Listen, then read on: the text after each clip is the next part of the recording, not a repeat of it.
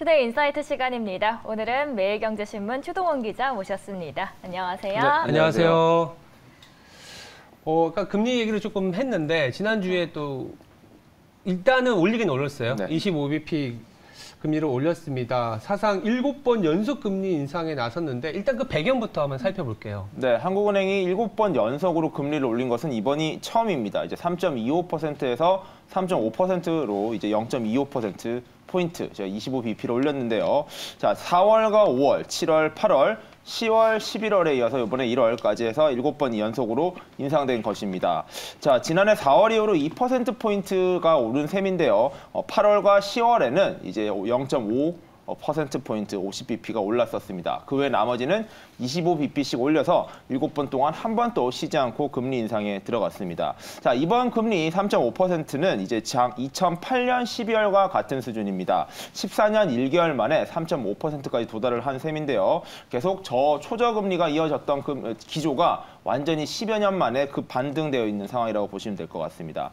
역시 금리 인상의 배경은 소비자 물가 지수입니다. 이제 물가 지수가 작년 12월께 한국 기준 나왔는 게 이제 YOY, 작년 동기 대비, 전년도 동기 대비 5%가 인상되면서 이 금리 인상에 대한 부담 역시 크다라는 게 가장 큰 이유로 손꼽히고 있고요. 그 외에도 이제 미국과의 금리 격차를 좁혀야 된다라는 인식도 동의가 됐습니다. 미국 역시 금리 인상이 계속 이어지면서 현재 4.5%까지 올라가 있습니다. 기존에 이번 인상 직전에 1.25%까지 벌어져 있었는데 이번에 다시 인상을 하면서 1%포인트까지 좁혀놓은 상황입니다. 하지만 여전히 미국 금리가 1%포인트나 높기 때문에 이러한 금리 격차 어떻게 조금 더 줄일 수 있을까? 이거에 대한 한국은행의 고민도 커질 것으로 보입니다. 자, 일단은 금리 인상 부분이 계속 이어질 뜻으로 보이는데 이러한 방식이 과연 어디로 갈 것인가? 최종적인 종착점이 어디인가가 가장 중요한 관전 포인트가 될 것 같고요. 지금 최종 금리에 대한 관측은 조금 나뉘고 있습니다. 이제 가장 전반적으로 하고 있는 건 3.5에서 3.75%포인트까지 갈 것이다. 즉, 한 번 정도의 이제 인상이 있으면은 더 이상 인상은 없을 것이다라는 게 대체적 반응인 가운데 문제는 이제 미국 같은 경우에는 최종 금리가 5% 중반대까지는 갈 것이다. 즉, 아직도 1%포인트가량은 인상할 여지가 남아 있다 보니까 그렇게 될 경우 한국과 미국의 금리 격차가 다시 2%까지 포인트까지 벌어질 수 있기 때문에 이런 것까지 감안해서 그리고 한국 경제의 상황까지를 전반적으로 점검한 뒤에 최종 결정이 나올 것이다라고 보시면 될 것 같습니다. 저희 방금 자막으로 2008년이 나왔는데 잠시 미래로 갔다 왔고요. 다시 2008년이라는 점도 정정해 드리도록 하겠습니다. 자, 그렇다면 다음 질문이 이창용 총재 입에 모든 사람들이 또 눈이 쏠리고 있습니다. 네. 금리 인하가 시기상조다라고 이야기를 하셨는데 어떻게 보셨나요? 네, 맞습니다. 금리 인상 이번에 할 것이라고는 어느 정도 예측이 되어 있던 부분이었고요. 결국은 이제 올해 과연 어떻게 갈 것이냐입니다. 2022년은 어찌 보면 포스트 코로나 시대를 맞이해서 본격적인 긴축 경제 시작되면서 이와 더불어서 러시아 우크라이나발 이제 전쟁을 비롯해서 다양한 인플레이션 이슈들이 생기면서 이제 미국 경제 그리고 글로벌 경제 그리고 한국 경제까지 굉장히 어렵게 직격탄을 맞았다라고 보시면 될 것 같습니다.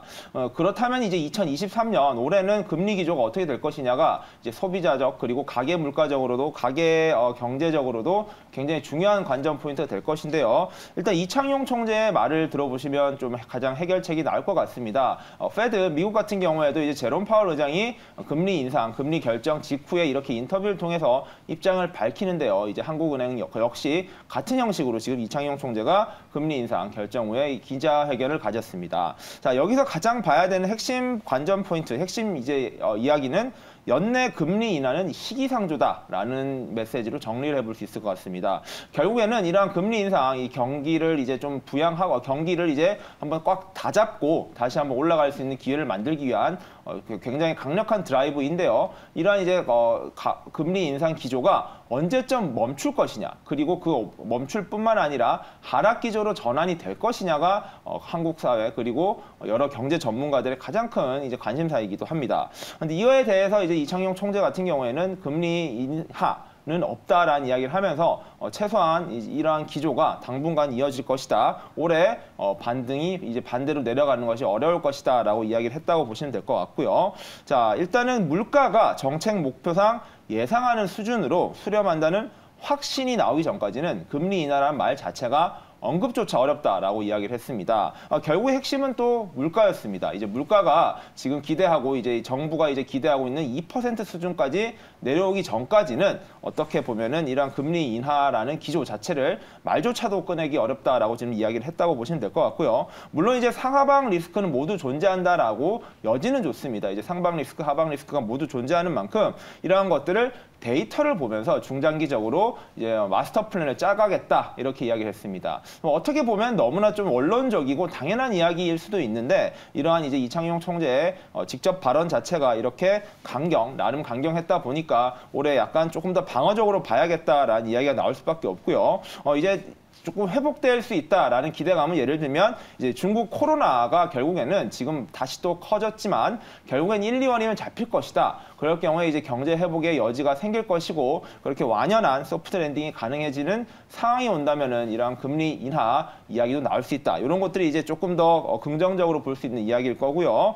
다만 이제 올해 경제 성장률 같은 경우에는 지난주에도 저희가 다뤘듯이 이제 한국은행이 예측하는 GDP 성장률이 웬만한 모든 이제 국책은행이나 기관들보다도 낮았습니다. 그만큼 올해 경제에 대해서 좀 부정적인 또는 이제 방어적인 기조를 띠고 있기 때문에 이러한 기조는 당분간 유지될 전망으로 보인다라고 정리를 하면 될 것 같습니다. 그 금리 인상을 한 배경에 대한 한미금리 역전폭이 있었는데 전문가들은 시장에서 이 수급적인 측면에서는 좀 긍정적인 역할이 나올 거라고 보고 있나요?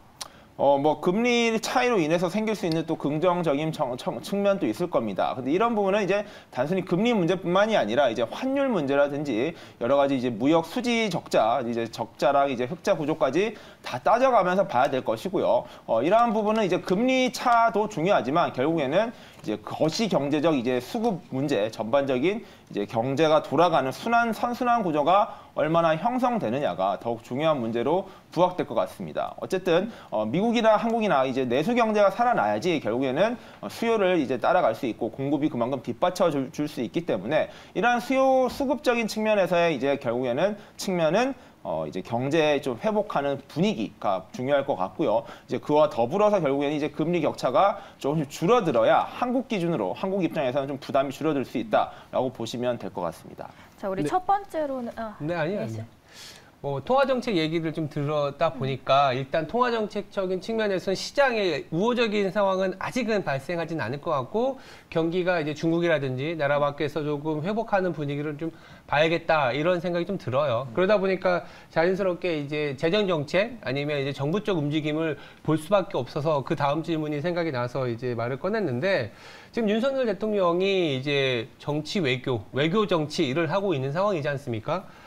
지금 뭐 굉장한 뉴스도 좀 들어오고 있는데 앞으로도 좀 이제 일정들이 남아 있잖아요. 어떤 일정들이 남아 있는지 그 부분을 좀 챙겨보고 투자 아이디어를 가져가야 될 것 같아요. 네, 맞습니다. 지금 이제 윤석열 대통령이 결국에는 이러한 문제들, 경제적 위기의 문제를 이제 국제 외교 그리고 국제 정치 그리고 국제 경제적인 이제 측면으로 이제 풀어보겠다. 이게 핵심적인 요소입니다. 계속해서 이러한 이제 외국과의 이제 협력, 경제 외교를 지금 강화해 나가고 있는데요. 자, 이번에는 UAE 이제 아랍에미레이트 연합과의 정상회담을 갖고 있습니다. 이미 어제 정상회담을 했었고요. 역시 지금 저희가 준비를 했을 때는 그 뉴스가 안 나왔었는데 그 사이에 성과적인 뉴스가 나왔습니다. 바로 이제 UAE에서 한국에 300억 달러 규모의 투자를 하겠다라는 약속, MOU를 맺었다는 것인데요. 하나로 따지면 37조 2,600억 원 정도가 될 것 같고요. 이 금액은 UAE가 외국에 투자했던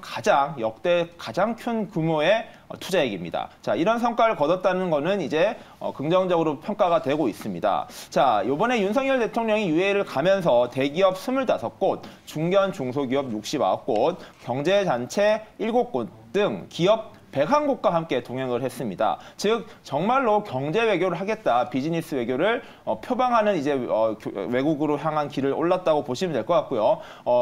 같이 간 경제인들도 화려합니다. 이제 이재용 삼성 회장, 정의선 현대차그룹 회장, 그리고 최태원 대한상공회의소 회장, 송경식 한국경영자 총협회 회장 등 경제 내 안팎에서 내로라 하는 이제 유명한 사람들 모두 함께 동행을 했었고요. 결국엔 이러한 이제 외국 중동 외교라고 볼 수 있겠죠. 지난번과 마찬가지로 이제 중동 외교를 강화해서 이제 오일머니를 함께 끌어다 오고 이런 것을 통해서 경기를 부양하겠다. 이게 윤석열 대통령의 가장 큰 지금 성과적인 목표를 하고 있는 것이라고 보시면 될 것 같습니다. 자, 아까 말씀드렸던 UAE가 300억 달러를 투자한 게 역대 최대 규모였는데 다른 나라랑 비교하면 이게 얼마나 큰 돈인지 알 수 있습니다. 바로 영국 같은 경우에는 100억 파운드를 투자를 했었고요. 중국 같은 경우에도 이제 50억 달러와 같은 규모로 굉장히 상대적으로 한국에 투자한 금액이 매우 컸다라고 보시면 될 것 같습니다. 자, 그리고 이제 윤석열 대통령이 이번 UAE 순방을 마치고 이어서 가는 곳이 바로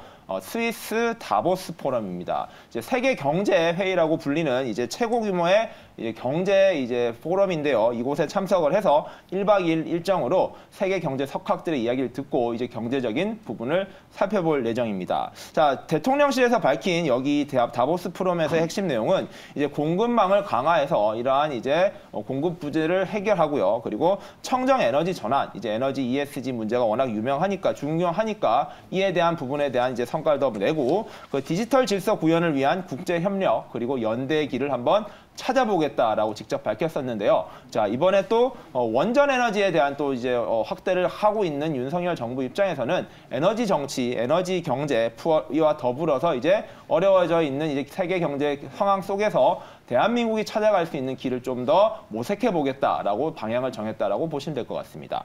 네, 세일즈 외교 40조 투자 대박입니다라고 시청자분들께서 이야기를 해주시고 계신데 근데 리스크 부분도 있는 것 같아요. UAE에서 넘어가는 게 이제 다보스 포럼인데 다보스 포럼에서 눈앞에 최대 리스크가 아무래도 생계비입니다. 어떻게 저희는 바라봐야 될까요? 네, 다보스 포럼이 이제 매년 초에 이렇게 열리면서 이제 세계 경제에 화두를 던지는 포럼으로도 유명합니다. 워낙 세계적인 경제 석학들이 많이 참여를 하고요. 여기에서 자체적으로도 설문조사를 하는데 이번에 이제 다보스 포럼, 세계경제 포럼에서 이번 연차 총회를 앞두고 역시 이제 경제 석학들에게 설문조사를 돌려 올해 그리고 내년까지 최근 향후 2년간 어떤 문제들이 이제 우리나라 그리고 전 세계를 뒤덮을 것인가라고 조사를 했었는데요. 역시 가장 큰 문제는 생계비 문제가 될 것이다. 결국에는 이제 가계 경제의 위기가 올 것이다라는 게 1, 2위로 뽑혔습니다. 자, 역시 문제는 인플레이션발 이제 경제 위기로 볼 수 있을 것 같습니다. 한국도 마찬가지고 미국도 마찬가지인데요. 이러한 이제 물가 인상으로 인해서 가계 경제 부담은 늘어나는 와중에 이러한 임금이라든지 이렇게 생계소득적인 부분은 늘어나지 않으면서 어려움이 계속 커지고 있다라고 볼 수 있을 것 같고요. 당연히 인플레이션을 이제 대응하기 위한 이제 금리 인상 문제가 또 가계 부담을 또 가중시키는 원인이 되고 있다라는 것을 이유로 뽑았습니다. 자, 그 외에는 이제 꼽힌 것들이 대체적으로는 이제 자연재해와 관련된 이슈들입니다. 이제 자연재해와 극단적인 이상 현상, 미국 같은 경우에도 굉장히 많은 눈으로 큰 고생을 했었는데요. 이러한 극단적인 기상 현상과 그리고 지정학적 대립입니다. 이제 동아시아와 이제 유럽 그리고 이제 러시아와 미국 등의 이제 여러 국가와 이제 대륙별 이제 대립이 계속 극화되고 있는 것도 향후 이제 경제 상황을 악화시킬 수 있는 문제다라고 뽑았고요. 그리고 기후 변화의 이제 완화를 위해서 전 세계가 노력을 했는데 이런 부분이 좀 어려웠다라고 했다는 것도 조금 특징으로 손꼽히고 있습니다. 자, 결국에는 이러한 부분들을 좀 감안해 봤을 때 이제 당장 앞으로 다가올 이제 가계 위기를 생계비 위기를 해결해야지 그 다음에 문제들을 볼 수 있다라고 정리를 할 수 있을 것 같고요. 또 10년입니다. 10년간 향후 10년간 봐야 될 문제, 좀 거시적 투자적 관점으로 좀 봐야 될 부분인데, 자, 10년간의 문제로는 거의 대부분이 기후 환경 문제에 좀 집중돼 있었습니다. 결국에는 기후 환경과 관련된 문제가 해결되지 않는다면 경제적인 측면에서도 큰 문제를 발생시킬 수 있다라는 우려를 이번 다보스 포럼이 화두로 던졌다라고 좀 보시면 될 것 같고요. 이런 부분을 봤을 때 이런 지구 환경과 관련된 투자적인 관점을 가지는 것도 어찌 보면은 향후 좀 많은 소득, 많은 이득을 낼 수 있는 투자 비법이 될 수 있다라는 팁도 같이 공유되었다라고 보시면 될 것 같습니다. 글로벌 공통 문제는 이제 기후 변화라든지 생계비 같은 문제들이 이제 거론이 되지만 또 우리나라 안으로만 좀 보면 북한 얘기도 나올 수 있다 이런 얘기들이 있더라고요. 통일부 장관이 지금 같이 가 있잖아요. 네, 맞습니다. 그래서 그런지 몰라도 북한 얘기도 나올 수 있다라는데 어떤 얘기가 나올까요? 네, 이 통일부 장관 권영세 통일부 장관이 다보스 포럼에 참석을 하고 있는데 이게 처음입니다. 통일부 장관이 동행하는 건 처음 있는 일인데, 자, 이거는 이제 대한민국이 어찌 보면 좀 동아시아에 국한되어서 볼 수는 있지만 이러한 북한 문제 현재 계속 끊이지 않고 나오고 있습니다. 뭐 이제 대한민국의 가장 큰 리스크가 바로 북한이다라는 말은 뭐 언제나 대한민국을 항상 따라다니는 꼬리표 같은 문제인데요. 자, 북한 이슈가 어찌 보면 이제 대북 관련된 이제 주도 이제 각광받게 하기도 하지만 현재로서는 대한민국이 이제 디스카운트적인 측면이 많기 때문에 이러한 부분을 해소하지 않으면 이제 대한민국의 세일즈 외교 역시 어렵다라는 거 역시 이번 정부에 이제 보고 있는 관점입니다. 자, 그런 쪽의 의미로서 이번 권영세 장관이 동행을 해서 이러한 이제 북핵 문제 잘 대응할 수 있다라는 자신감을 보여준다라는 측면에서는 좀 긍정적으로 볼 수 있을 것 같고요. 이러한 이제 북핵 문제는 당분간은 계속 이번 정부에서도 계속 이어질 확률이 높기 때문에 과연 이제 윤석열 정부가 이런 이제 북핵 문제 그리고 북한 문제를 어떻게 잘 대응하느냐가 이제 대한민국 경제에 이제 청사진을 밝히는데 큰 영향을 미칠 수 있다라고 볼 수 있을 것 같습니다. 네. 일단은 우리나라 코리아 디스카운트 중에 하나인 이제 지정학적 리스크가 뭐 보여주기는 아닐 수 있지만 우리가 잘 컨트롤할 수 있고 우리가 통제를 하면서 여러 가지 글로벌 헤게모니 상에서 좀 안정적인 투자의 나라다라는 거를 좀 보여주고 싶은 그런 게 아닌가라는 생각도 드네요. 알겠습니다. 정부의 정책이 아무래도 시장에까지 많은 영향을 미치는 만큼 전반적인 시장 상황 다뤄드렸습니다. 매일 월요일마다 함께하는 분입니다. 매일경제신문 추동훈 기자 함께했습니다. 감사합니다. 감사합니다. 네, 감사합니다.